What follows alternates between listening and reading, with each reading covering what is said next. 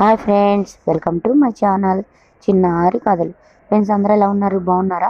నేను కూడా చాలా బాగున్నాను ఫ్రెండ్స్. మీరు కూడా చాలా బాగుండాలి.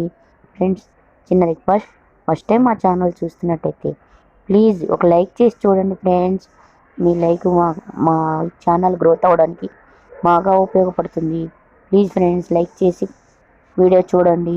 ఫ్రెండ్స్, ఈరోజు మనం ఒక కథ చెప్పుకుందాం. గాలివర సాహసయాత్రలు 4వ భాగం.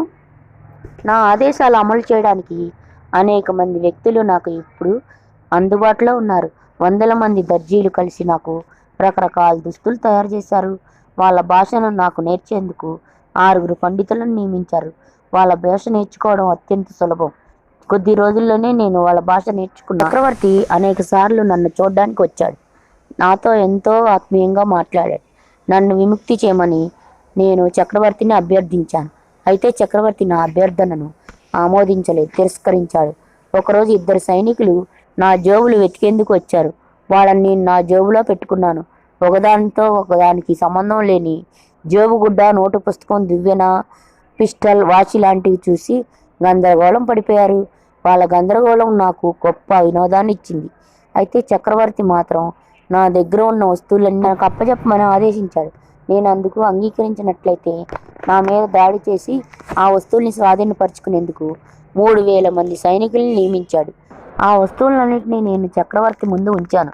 అవన్నీ చూసి చక్రవర్తి అమితంగా సంతోషించాడు. రాజుగారికి నేను ఆ వస్తువులన్నీ వాడే పద్ధతి వివరించాను. తుపాకీని గాలిలోకి పేల్చి దాన్ని వాడే విధానాన్ని చక్రవర్తికి తెలియజేశాను. ఆ శబ్దానికి కొంతమంది సైనికులు మూర్ఛపోయారు. నాకు తెలిసిన పద్ధతులన్నింటినీ ఉపయోగించి చక్రవర్తిని మంచి చేసుకునే ప్రయత్నం చేశాను. కొంతమంది సైనికులు నా చేతిగుడ్డపై ఉంచి ఆడించాను. ఆ దృశ్యం చూసి రాజు అధికంగా సంతోషించాడు. చిన్న గుర్రాలను నా చేతిగుడ్డపై ఉంచి గుర్రపు పందాలు నిర్వహించాను. చక్రవర్తిని కూడా చేతిగుడ్డ మీద ఉంచి నడిపించాను. చక్రవర్తి చాలా ఆనందించాడు. ఆ చేతిగుడ్డ మీద నుంచి చక్రవర్తి సైనికులు ఆదేశాలు ఇవ్వడంతో చాలా గర్వంగా భావించాడు.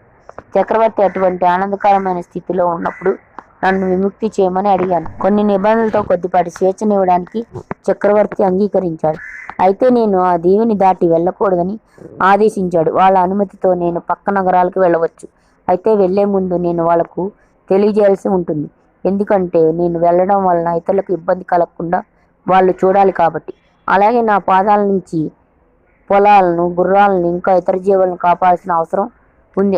అంతకంటే ముఖ్యంగా నేను బ్లేవుస్కు దీవిలో ఉన్న వాళ్ళ శత్రువులను తుడిముట్టించాలి. అలాగే వాళ్ళ నౌకాబలాన్ని మొత్తం ధ్వంసం చేయాలి అనే షరతు విధించబడింది. వాళ్ళు పెట్టిన షరతులన్నింటినీ ఆమోదించాను. అందుకు సంబంధించిన పత్రాలపై సంతకాలు కూడా చేశాను. ఆ తర్వాత నాకు స్వతంత్రం ఇవ్వడం జరిగింది. ఎటువంటి యుద్ధం చేయకుండానే బ్లేవుస్కు దీవిని నేను చక్రవర్తికి అప్పచెప్పాను. అందుకోసం నేను సముద్రం ఒడ్డుకు వెళ్ళి ఆ దీవిని పరిశీలించాను. అక్కడ నాకు 50 పైగా యుద్ధ నౌకలు, మరికొన్ని మామూలు పడవలు కనిపించాయి. ఆ నౌకలు ఏ క్షణంలోనైనా లిల్లీపుట్ల దేశంపై యుద్ధం చేయడానికి సిద్ధంగా ఉన్నాయి. కొంతసేపటి తర్వాత నేను ఈదుకుంటూ వెళ్ళి ఆ ద్వీపంలోని నౌకల్ని సమీపించాను. ఆ ద్వీపంలోని వారందరూ నా శరీరాన్ని చూసి భయపడిపోయారు. అక్కడున్న పడవలన్నింటినీ తాళ్లు కట్టి ఆ తాళ్లన్నింటినీ నా చేతిలో పట్టుకున్నాను. వెంటనే ఆ పడవల మీదున్న చిన్న మనుషులు నా మీద బాణాల వర్షం కురిపించారు. ఆ బాణాలు శరీరంలోకి సూదుల్లా దిగబడ్డాయి. అయితే అవి నాకు అంత నొప్పి కలిగించలేదు.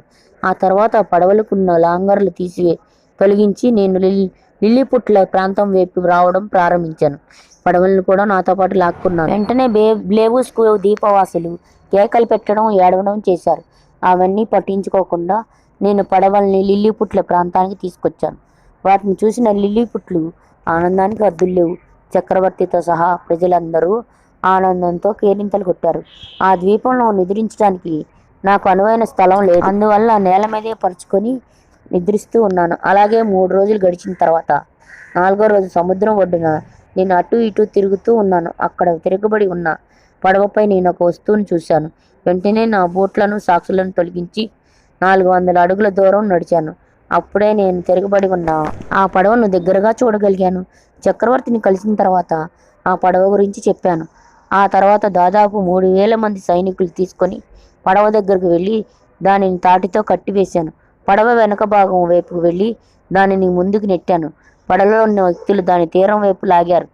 అందరూ కలిసి దాదాపు 40 గజాలు దాగిన తర్వాత దాని మామూలు స్థితికి తీసుకురాగలిగాం. దాదాపు 3000 మంది సైనికులు ఈ పనిలో సహకరించారు. అదొక అద్భుతంగా వాళ్ళందరూ భావించారు. అసలు అంత పెద్ద పడవను వాళ్ళ జీవితంలో చూడలేదు. అప్పుడు నేను చక్రవర్తిని అడిగాను, సార్, ఇప్పుడు నాకు ఈ పడవ దొరికింది. మీరు అనుమతిస్తే నా మాతృభూమికి తీసుకువెళ్తాను. అందుకోసం ఈ పడవను బాగు చేసుకోవాలి. మీరు అనుమతిస్తే ఆ పనిని మొదలు పెడతాను. నా అభ్యర్థనను చక్రవర్తి వెంటనే అంగీకరించాడు. నేను అమిత ఆనందంతో కృతజ్ఞతలు తెలియజేశాను. అన్ని ఏర్పాట్లు చకచకా జరిగిపోయాయి. నేను బయలుదేరే రోజు చక్రవర్తి అతని అనుచరులందరూ నాకు వీడ్కోలు ఇచ్చారు. అనేక ప్రయాసలు పడి నేను నా మాతృదేశానికి చేరుకున్నాను. ఫ్రెండ్స్, కథ నచ్చిందా? నచ్చితే 5వ భాగం రేపు చెప్పుకుందాం ఫ్రెండ్స్. ఈ కథ ఎలా ఉందో ఒక కమెంట్ చేయండి. బాగుందా, బాగాలేదా, నేను చెప్పడం ఇంకెలా చెప్పచ్చు, ఈ కథని ఒకసారి కమెంట్ చేయండి ఫ్రెండ్స్. ఈ కథ నచ్చితే please like, share and subscribe friends. మా ఛానల్ని సబ్స్క్రైబ్ చేయండి. సబ్స్క్రైబ్ చేసి నాకు పక్కనే ఉన్న బెల్ గంట నొక్కండి. ఉంటాను. Bye bye.